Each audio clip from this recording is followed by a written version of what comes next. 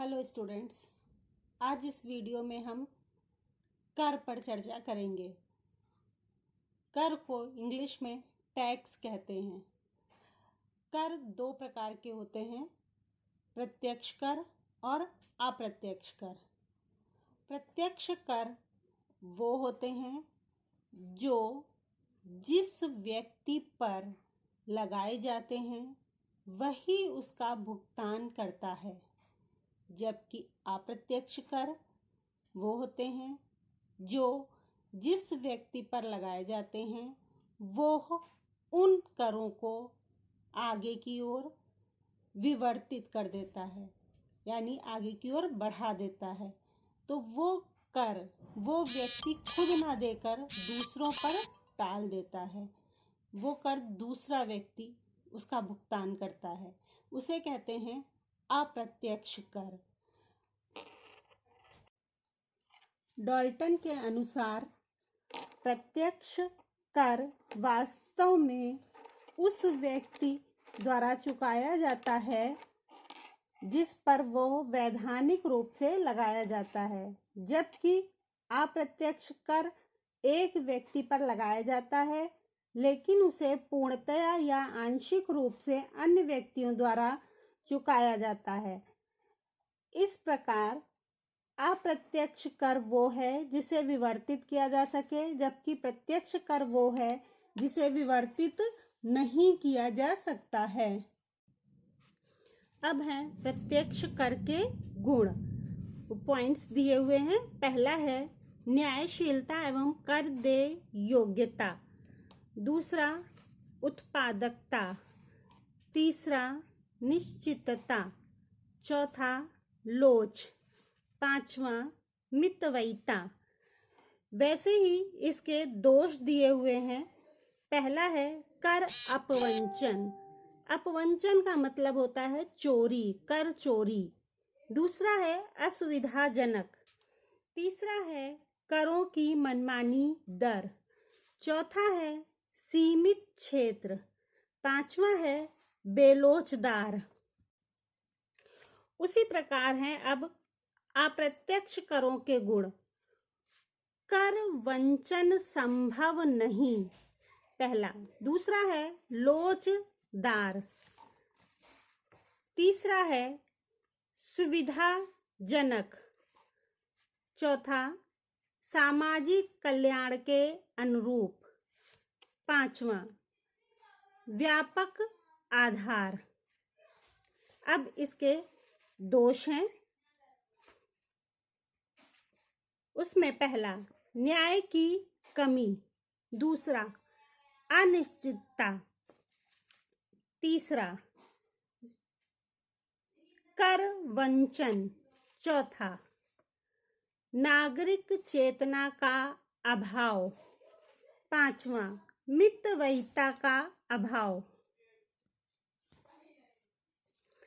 अब दोनों की तुलना करेंगे, प्रत्यक्ष कर और अप्रत्यक्ष कर। उसमें प्रोफेसर डी मार्को ने बताया कि प्रत्यक्ष कर व अप्रत्यक्ष कर दोनों एक दूसरे के पूरक हैं, यानी दोनों कर प्रतियोगी ना होकर एक दूसरे के पूरक हैं। इसका मतलब ये है कि एक कर दूसरे पर डिपेंड है। जब आय नहीं पता चल पाती है या आय किसी कारण से हम उसका अनुमान नहीं लगा सकते हैं तो व्यय के माध्यम से भी कर लिया जाता है। तो जब आय पर लगता है तो वो प्रत्यक्ष कर होता है, जब व्यय पर लगता है तो वो अप्रत्यक्ष कर। अब है करों का वर्गीकरण। करों की दर के आधार पर उनका वर्गीकरण किया गया है। उसमें पहला है आनुपातिक कर।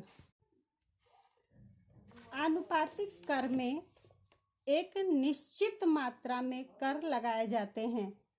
आय चाहे कम हो या ज्यादा हो, कर की मात्रा एक निश्चित अनुपात में रहती है। इसको आप एक सारणी से देख सकते हैं।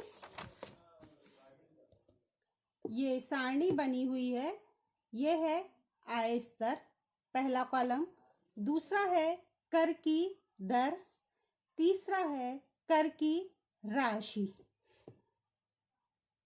पहला देखिए दिया है 40,000 सैलरी आय स्तर, दूसरा है 50,000, तीसरा 60,000, चौथा 70,000। आय बढ़ रही है लेकिन कर की मात्रा निश्चित है, सभी पर 20% के हिसाब से कर लग रहा है। तो जब पहले का 20% निकालेंगे तो आएगा 8,000, दूसरे का 10, तीसरे का 12, चौथे का 14। इस तरीके से ये कर लगाया जाएगा। आय बढ़ने पर भी कर की दर जो है वो सेम रहेगी। तो ये है आनुपातिक कर। अब इसका भी चित्र देखेंगे। ये देखिए इसका डायग्राम है। एक्स अक्ष पर आय स्तर है, वाई अक्ष पर कर की दर है। अब आय जो है वो देखिए 40,000, 50,000, 60,000, 7,000, 70,000। यहाँ पर कर की दर बराबर ही है 20%, तो एक सीधी लाइन आएगी। ये है आपका आनुपातिक कर। अब दूसरा कर है प्रगतिशील कर। प्रगतिशील कर वो होता है जो आय बढ़ने के साथ साथ बढ़ता जाता है। प्रगतिशील कर वो होता है जो आय बढ़ने के साथ साथ बढ़ता जाता है, यानी जैसे जैसे आय बढ़ती है वैसे वैसे कर की मात्रा भी बढ़ती जाती है। इसको इस सारणी से देखिए।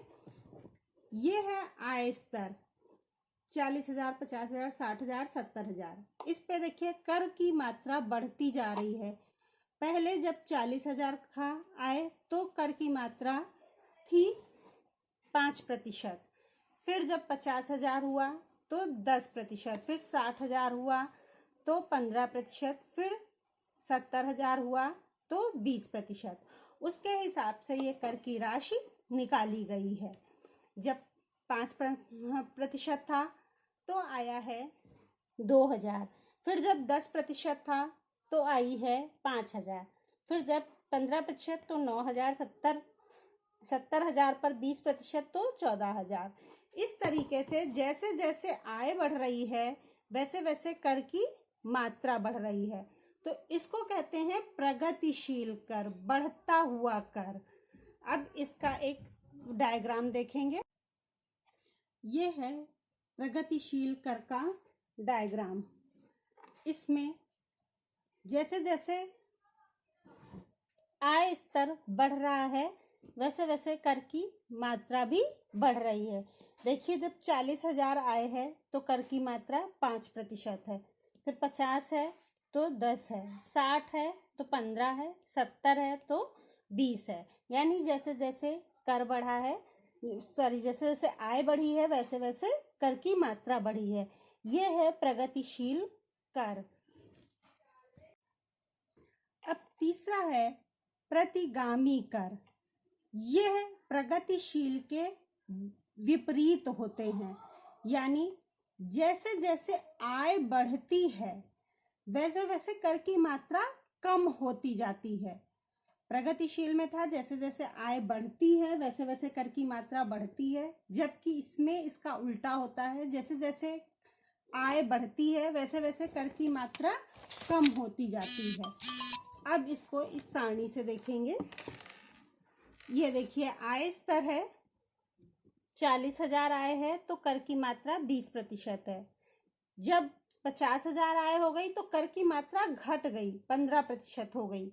फिर जब 60,000 हुई तो और घट गई, 10% हो गई। फिर जब 70,000 हुई तो और घटकर 5% हो गई। इस हिसाब से ये कर की राशि निकाली गई है। 40,000 पर 8,000 आएगी, फिर 7,500, 6,000, 3,500।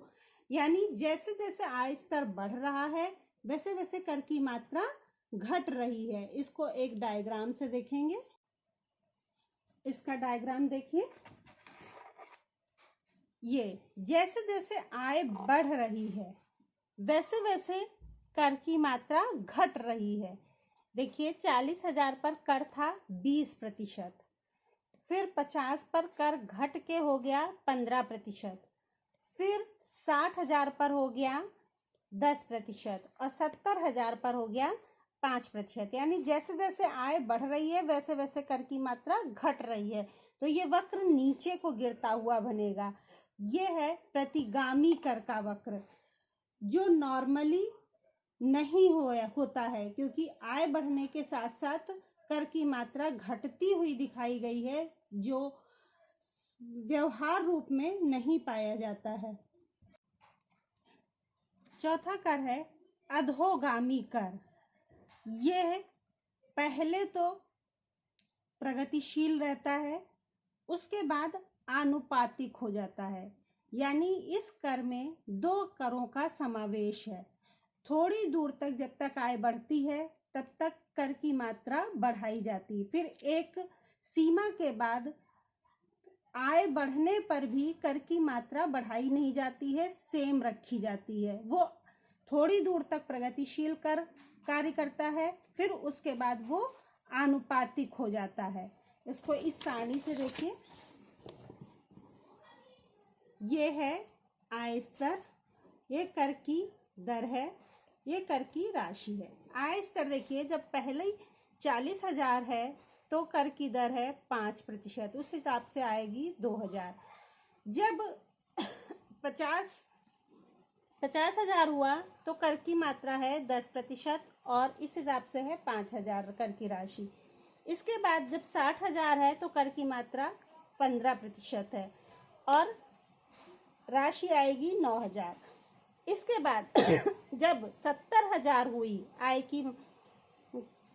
आय स्तर, तो कर की दर हो गई 20%, उसके हिसाब से आएगा कर की राशि 14,000। इसके बाद जब आय स्तर बढ़ा 80,000 हुआ तो कर की दर नहीं बढ़ी है, वही रही है, 20% ही रही है। यहाँ पर कर की राशि आएगी 16,000। यानी कर की मात्रा देखिए 5, 10, 15, 20 यहाँ तक बढ़ी है। इसके बाद 20 और 20 सेम हो गई है, तो यहाँ तक है प्रगतिशील कर। फिर इसके बाद यहाँ तक प्रगतिशील कर आएगा, इसके बाद यहाँ से ये आनुपातिक हो जाएगा। इन 2 करों के मिश्रण को अधोगामी कर कहते हैं। अब इसका एक फिगर देखिए, ये डायग्राम देखिए, यहाँ पर आय स्तर है 40, 50, 60, 70, 80। ये कर की मात्रा है 5, 10, 15, 20। अब 40 पर है 5, 50 पर है 10, 60 पर है 15, 70 पर है 20 और 80 पर भी है 20। यानी ये वक्र देखिए यहाँ तक बढ़ा, फिर उसके बाद ये सीधा हो गया, तो इसको कहेंगे यहाँ तक प्रगतिशील वक्र है, इसके बाद ये लाइन सीधी हो जा रही है, ये है आनुपातिक।